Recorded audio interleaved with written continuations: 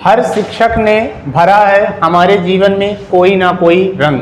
दोस्तों, आप सभी को शिक्षक दिवस की हार्दिक हार्दिक शुभकामनाएं। दोस्तों, आपको पता ही होगा कि आज शिक्षक दिवस है और याद रखिए, हमें अपने शिक्षकों का, अपने गुरुजनों का सम्मान करना चाहिए। यदि अपने लक्ष्य तक आपको पहुंचना है तो उनकी बताई गई बातों का, उनके दिए हुए मार्गदर्शन का हमेशा पालन करें, उस रास्ते पर चलें तो आप सफल जरूर होंगे। अपने जीवन में गुरु जरूर बनाइए, शिक्षक जरूर बनाइए। इससे क्या होगा कि आप सीखते रहने की जो चाहत है वो कभी खत्म नहीं होती है। तो चलिए, इसी उत्साह के साथ हम आज शिक्षक दिवस के अवसर पर एक नई क्लास के साथ हाजिर हैं आपके लिए, एंजाइम का टॉपिक लेके।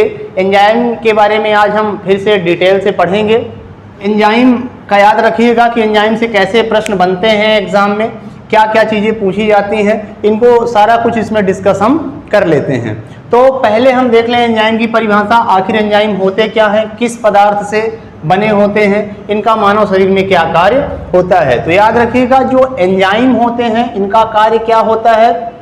इनका कार्य ये होता है कि कोई भी जीव है, जैसे उदाहरण के लिए मानव को ही देख लें, तो जो भी हम भोजन खाते हैं या खाद्य पदार्थ खाते हैं, कार्बोहाइड्रेट, प्रोटीन, वसा, विटामिन, एंजाइम, ये क्या करते हैं, ये इनको सरल अणुओं में तोड़ने का कार्य करते हैं, यानी भोजन पाचन में ये मदद करते हैं। ठीक है, और ये बने किसके होते हैं, याद रखेंगे कि जितने भी एंजाइम हम पढ़ेंगे ये सब किसके बने होते हैं, प्रोटीन के बने होते हैं। मतलब जितने भी एंजाइम है या एंजाइमों का निर्माण प्रोटीन की मदद से होता है। और ये होते क्या हैं, ये कार्बनिक पोषक तत्वों की श्रेणी में इनको गिना जाता है। और ये करते क्या है, मैंने अभी डिस्कस किया कि पाचन के दौरान जटिल अणुओं को सरल अणुओं में तोड़ने का कार्य करते हैं। उदाहरण के लिए, जैसे आज खाने में हमने दाल, चावल, रोटी, सब्जी, दही, दूध जो भी खाया, ठीक है, तो अब जब शरीर के अंदर ये सब जाएगा अमाशय में और छोटी आंत में, तो क्या होगा, सभी के पाचन के लिए अलग अलग एंजाइम निकल कर आते हैं। कार्बोहाइड्रेट को अलग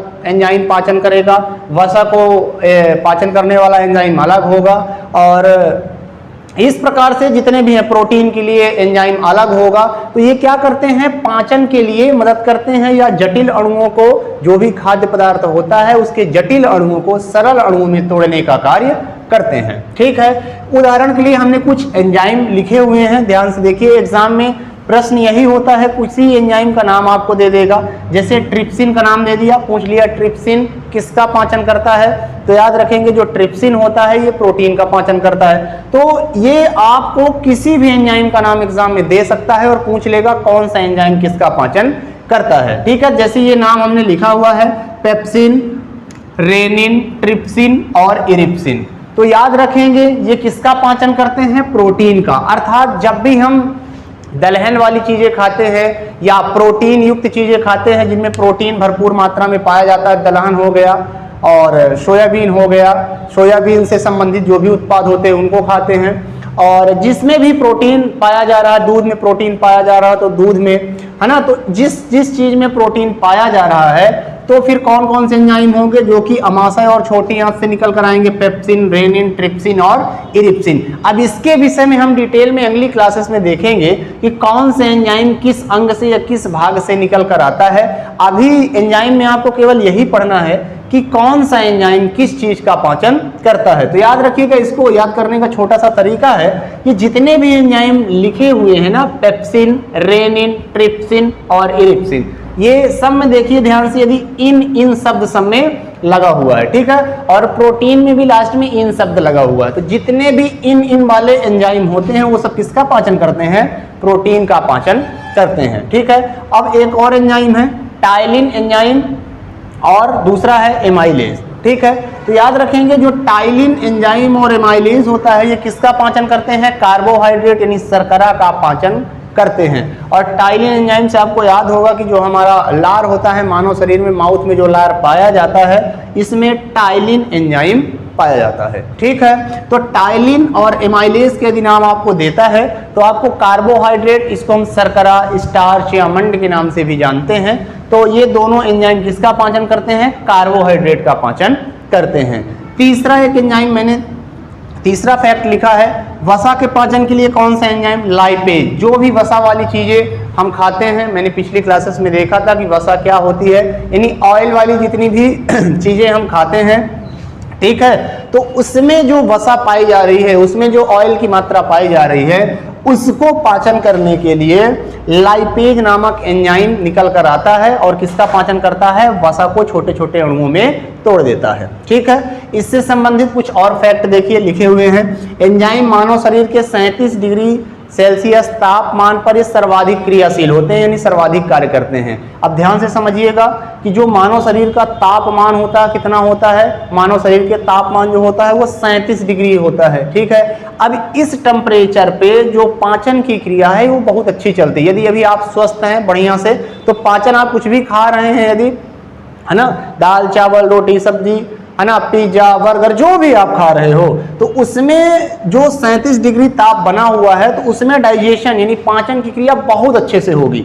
ठीक है, और इससे ज्यादा ताप, अब ऐसा समझिए कि जैसे ही आपको थोड़ा सा बुखार आ जाता है, तो जब भी बुखार आएगा तो टेम्परेचर क्या होगा? इंक्रीज होगा या टेम्परेचर बढ़ेगा। और जब भी टेम्परेचर बढ़ता है तो हमारे एंजाइम्स सही से कार्य नहीं करते हैं। जब सही से कार्य नहीं करते हैं तो हमें भूख का अनुभव ही नहीं होता है। इसलिए कई बार आप देखते होंगे थोड़ा सा भी बुखार आता है यदि आपको, तो आपको ऐसे लगता है जैसे कि भूख है ही नहीं, या डॉक्टर भी बोलता है कि कई दिनों से आपको भूख नहीं लग रही होगी, आप बोलते हैं हाँ ऐसा ही है। तो उसका कारण यही है। अगली लाइन में हमने लिखा है कि जो 50 डिग्री से ऊपर ताप पर, यानी जब 50 डिग्री के ऊपर ताप पर हम जाते हैं तो ये एंजाइम क्या हो जाते हैं? पूरी तरह नष्ट हो जाते हैं। तो याद रखेंगे पहला फैक्ट कि मानव शरीर के 37 डिग्री ताप पर ये सर्वाधिक क्रियाशील होते हैं, मतलब जो भी आप खाएंगे बहुत अच्छे से डाइजेशन करेंगे। यदि थोड़ा सा भी टेम्परेचर इंक्रीज हुआ, बढ़ा, तो ये क्या करेंगे? कार्य करना बंद कर देंगे या सही से कार्य नहीं करेंगे। अब एक फिक्स टेम्परेचर जो बनाया गया है कि 50 डिग्री से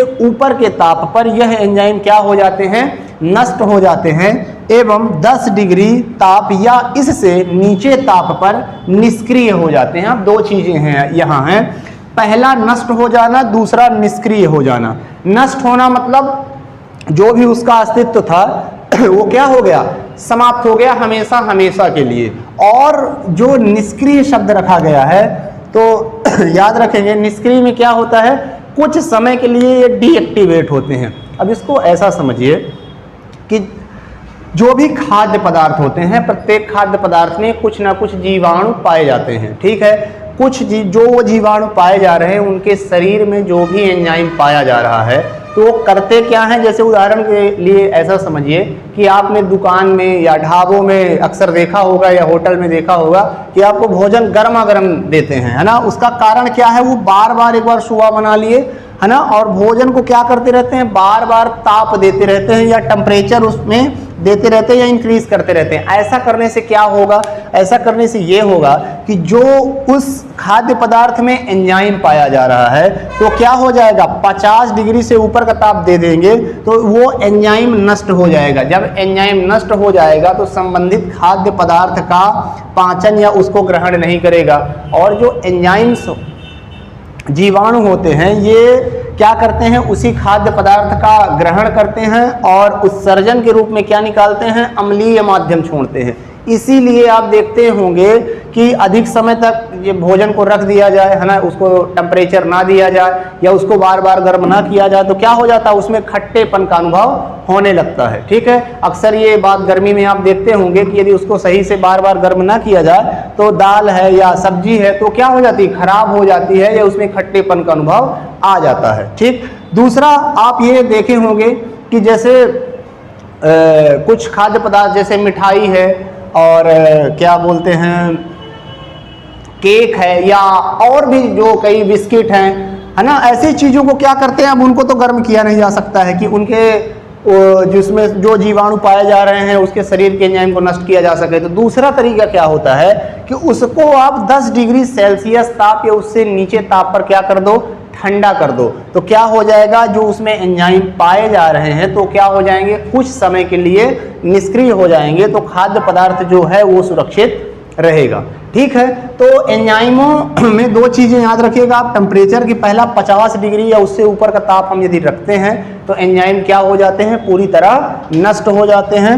और जो दूसरा है कि 10 डिग्री यदि आप गर्म नहीं कर सकते हैं तो 10 डिग्री ताप या इससे नीचे के ताप पर क्या होंगे, एंजाइम निष्क्रिय हो जाते हैं या कुछ समय के लिए डीएक्टिवेट रहते हैं। अक्सर हमने देखा होगा ना, जैसे दूध को पकाया जाता है ना, पकाया जाएगा, गर्मी के सीजन में बार बार पकाते हैं कहीं ये खराब ना हो जाए। ठीक, उस दूध में क्या होता है, एक लैक्टोबैसिलस नामक जीवाणु पाया जाता है। इसी तरह हर खाद्य पदार्थ में एंजाइम जीवाणु कुछ न कुछ पाए जाते हैं। इसको एक उदाहरण से समझते हैं। तो जो दूध है इसमें एक जीवाणु पाया जा रहा है, इस जीवाणु को हम बोलते हैं लैक्टोबैसिलस।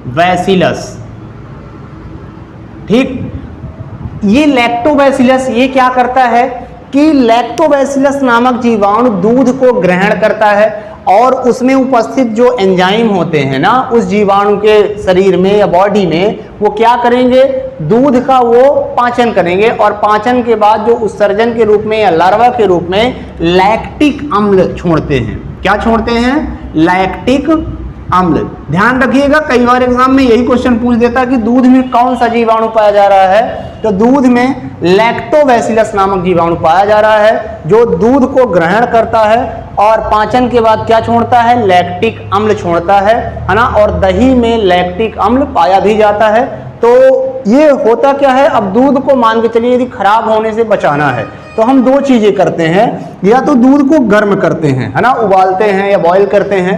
अब बॉयल करने के बाद मान के चलिए कई बार ऐसा होता है कि आप नहीं बॉयल कर पाए, ठीक है, तब दूसरा तरीका क्या होता है कि उसको हम क्या करते हैं, फ्रिज में रख देते हैं कि दूध ठंडा रहेगा तो कुछ देर तक ये सुरक्षित रहेगा। इसी से एक संबंधित प्रक्रिया है पाश्चुरीकरण का, यदि नाम आपने सुना होगा, ये भी पूछी जाती है एग्जाम में कि पाश्चुरीकरण की क्रिया क्या है।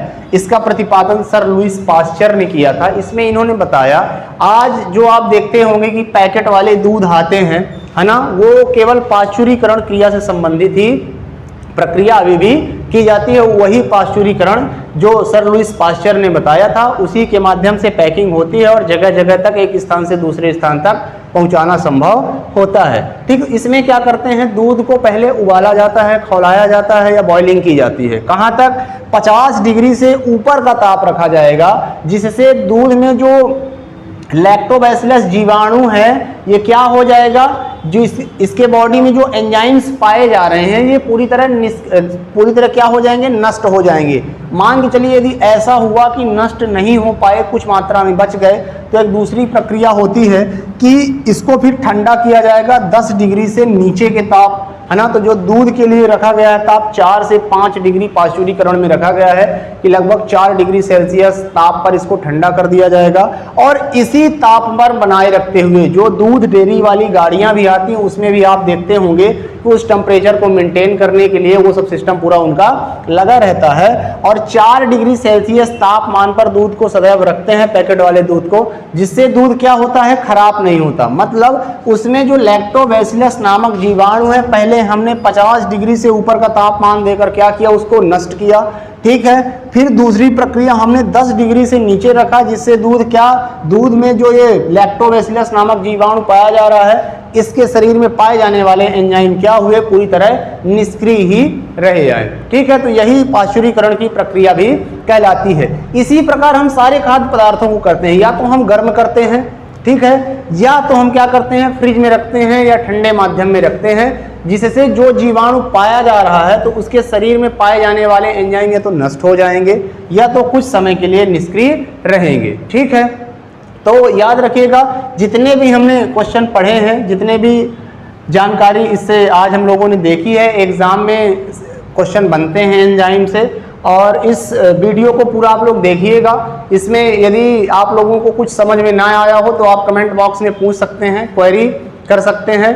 तो आप लोग पूरा वीडियो जरूर देखिए और जुड़े रहिए हमारे यूट्यूब चैनल मिस्टर एजुकेटर 3.0 के साथ, जहां सफलता एक जिद है। मिलते हैं आपसे हम अगले वीडियो में, तब तक के लिए जय हिंद।